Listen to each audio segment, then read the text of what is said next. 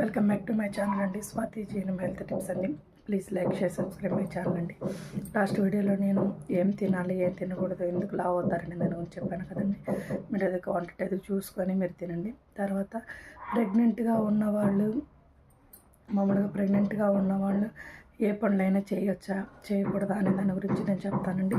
ప్రెగ్నెంట్గా ఉన్నవాళ్ళు చిన్న చిన్న పనులు చేయొచ్చండి, కంపల్సరీగా చేయొచ్చు. అంటే బరువులు మోసేవి, నీళ్ళు బోరింగ్ కొట్టి నీళ్ళు తీసుకొచ్చేవి అలాంటివి కాదండి. నార్మల్గా ఇప్పుడు అయినా ఆఫ్కోర్స్ బోర్లు ఎవరికి లేవో అందరికీ మోటార్ ఉన్నాయండి, అది వేరే విషయం. నార్మల్గా చెప్తున్నాను, అందరికీ కలిపి చెప్తున్నాను.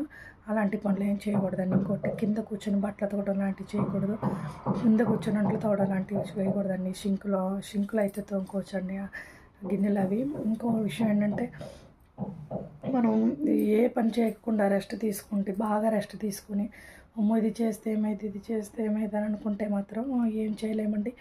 చేయాలి, చిన్న చిన్న పనులు చేయాలండి. మీరు ఇంకా గైనకాలజిస్ట్ని కూడా అడ్వైజ్ అడిగి దాన్ని బట్టి మీరు చేయండి. మేడం నేను ఈ పనులు చేయొచ్చా చేయకూడదని అడిగి తెలుసుకొని చేయండి.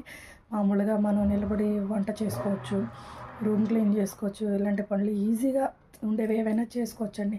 మరి హార్డ్గా ఉండే పనులు ఏమీ చేయకూడదండి. ఇంకో విషయం ఏంటంటే పూర్వజన్మలో పూర్వకాలంలో అంటే మన అమ్మమ్మ వాళ్ళ కాలంలో వాళ్ళు అంత పని చేసుకున్నా కూడా వాళ్ళకి నార్మల్ డెలివరీ అవుతుంది. మనం ఏం పని చేయకపోవడం వల్లే మనకి ఆపరేషన్ అవుతుంది. అది ఒక్క రీజన్ అని నేను చెప్పదు. హార్మోన్ ప్రాబ్లమ్స్, ఫుడ్ చేంజ్ అవ్వడము, ఇంకా చాలా కూడా కారణాలు ఉన్నాయండి. అది ఒక్కటే కారణం అని కాదు, చాలా కారణాలు ఉన్నాయి. దాన్ని బట్టి మీరు ఆలోచించుకోండి ఏందనేది మీరు ఒకసారి చూసుకోండి. ఇంకో విషయం ఏంటంటే ప్రెగ్నెంట్గా ఉన్నప్పుడు ఏ ఫ్రూట్స్ తింటే ఎక్కువ బ్లడ్ వచ్చింది అనేది మీరు చూసుకోండి. క్యారెట్, బీట్రూట్, దానిమ్మ, ఖర్జూర పండు, ఆ తర్వాత ఇంకా పాలకూర, ఆకుకూరలో ఐరన్ ఎక్కువ ఉండిద్దండి. అంటే బ్లడ్ అంటే వీటి వల్ల ఎక్కువ వచ్చింది. ఆ ఆకుకూరలో చాలా రకమైన విటమిన్స్, విటమిన్ బి, ఏబిసి అవన్నీ ఉంటాయండి. మీరు చూసుకోండి. ఎక్కువ శాతం మీరు ఆకుకూర, పాలకూర, చుక్కకూర, మెంతికూర, గోంగూరలో ఎక్కువ ఐరన్ ఉండిద్దండి. గోంగూర ఎక్కువ తీసుకోవచ్చు. ఎక్కువ అంటే కొంతమందికి ఎలర్జీ ప్రాబ్లం ఉండిద్దండి. మళ్ళీ వాళ్ళు ఎక్కువ తీసుకొని మళ్ళీ ఎలర్జీ వచ్చిందంటే కష్టమండి. వంకాయలో కూడా ఐరన్ ఎక్కువ ఉండిద్దండి, వంకాయలు కూడా తీసుకోవచ్చు.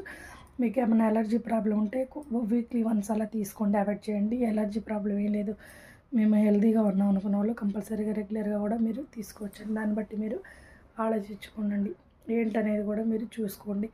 ఇంకో విషయం ఏంటంటే ప్రెగ్నెంట్గా ఉన్నప్పుడు ఏం చేయాలి ఏం చేయకూడదు అనేది మనకు ఒక క్లారిటీ ఉండాలండి. ఏది పడితే అది చేసేసి అబార్షన్స్ అయిపోయి బాధపడటం కన్నా మేము ఇది చేయకూడదు ఇది చేయాలనేది మీరు తెలిసిన వాళ్ళ దగ్గర అడిగి తెలుసుకోండి. ఎక్కువ శాతం గైనకాలజిస్ట్ దగ్గరికి వెళ్ళి తెలుసుకోండి.